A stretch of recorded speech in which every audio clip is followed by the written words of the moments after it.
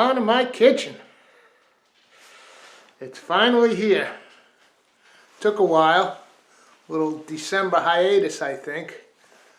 But winter is here. It's mid-January. It's a Saturday morning. I just got back for a nice walk with the beeps. The sun's out, but it's cold. It'll get worse. We're not in single digits yet. I think it was 11 degrees and it's climbing into the 20s today. But it's nippy out there. I got the old petroleum jelly out. For the chickens, you pervs. Put it on their combs and waddles. I'll spare you guys this combination bed/hat head and go with the old Stony Brook, courtesy my old swimming team pal Matt Lawn.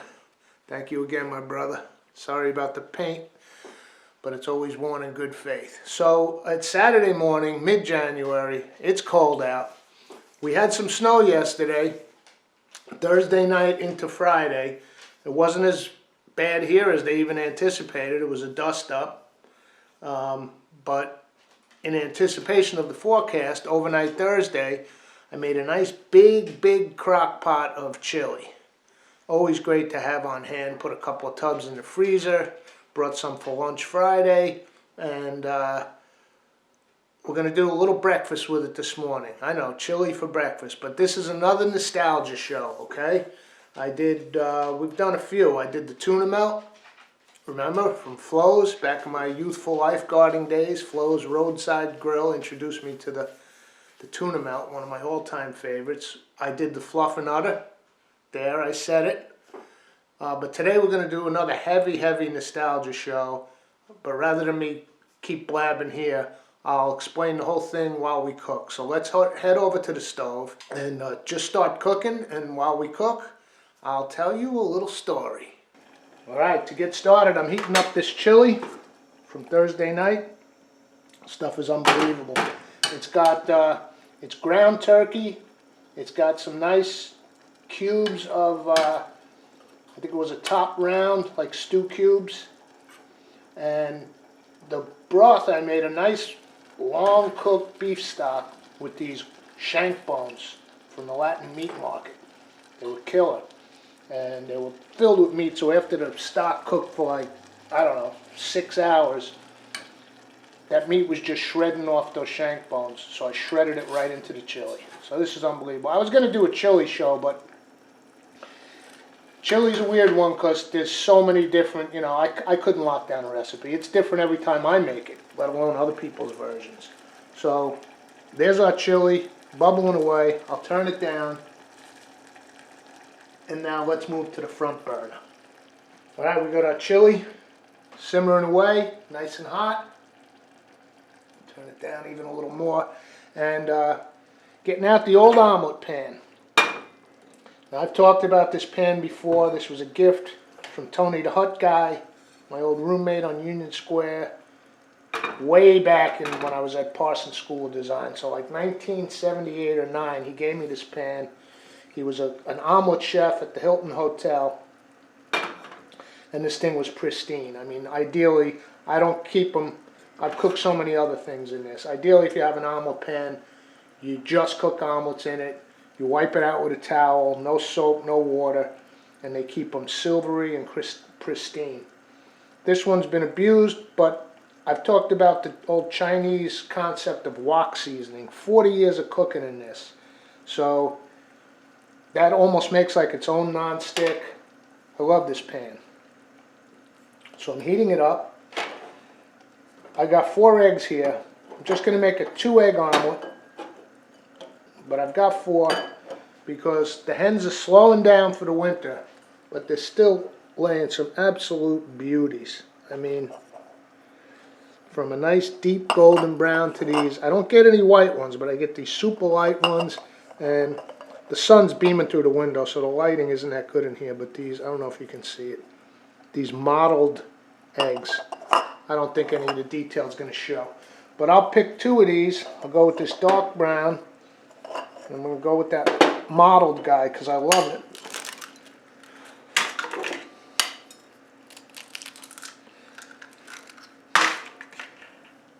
Let's scramble these up a little piece of the shell. Get that out. Okay, pan's heated up. We did scrambled eggs a few episodes back and we had it on super low. For the omelet, I want the pan hotter. Get my butter in. And we want to wait for that butter to melt and just about calm down from the bubbling.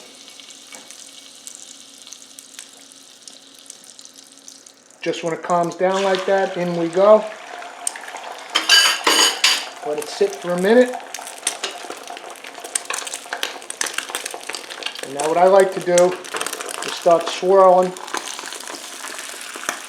some of that inner wet egg around the outside, right?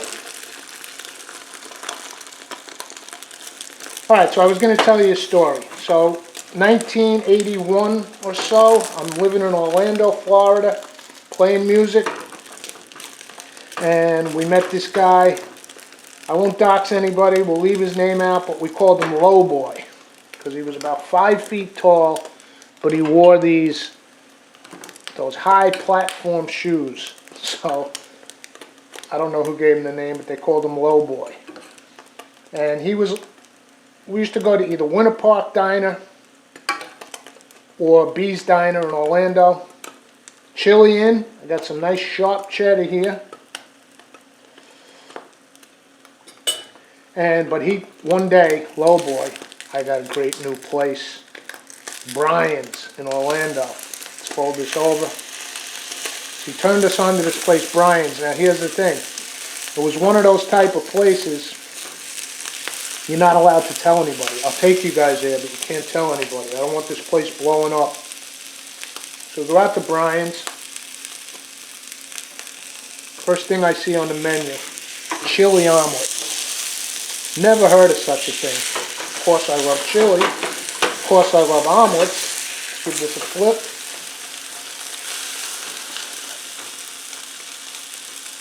So I order it. It was killer. I mean, this place, Brian's, was great for anything. I actually just Googled it. In 2014, it became a place called the Elliott House, I think. So it's still there. And let's bring this over and plate it up. So, I mean, this thing just blew me away. So, chili omelet. So I Googled Brian's. It's now the Elliott House, or at least that was as of 2014. The cool thing was seeing the pictures of the dining room. I mean, 40-something years later. I added a toaster oven, a little piece of the cornbread. That's from New Year's Day. We did the black-eyed peas. Remember, if you saw that episode? Hoppin' John on New Year's. A little jalapeno, pickled jalapeno, and pickled banana pepper cornbread. It's going to go perfect with this. Pop a little salt. Crack a little pepper. So this is my little homage. Homage? What's the word? I don't speak French. Alright, how are we going to garnish this little omelet? And by the way, this is not the cleanest little presentation on the plate, but it's Saturday morning, it's breakfast. We're going sloppy. I got just a few drops, and it's thin. It's like the milk at the bottom of the homemade sour cream from New Year's Eve. So pop a little of that on. A little Texas Pete. So, in homage to Brian's, a big nostalgia, the chili omelet. So, melted cheddar in there. Fresh eggs.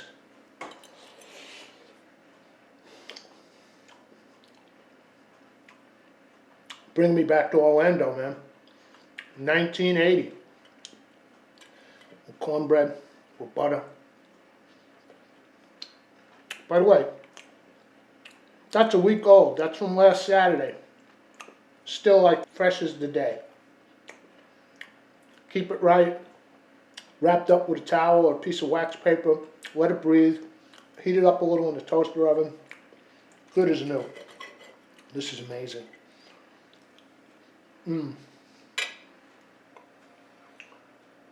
There's a lot of things in this world that sound weird. They don't sound like they're going to be good. Really? Chili and an omelet?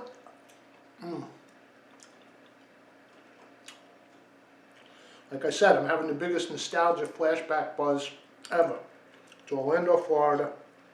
Brian's Diner. Can't tell anybody about Brian's Diner.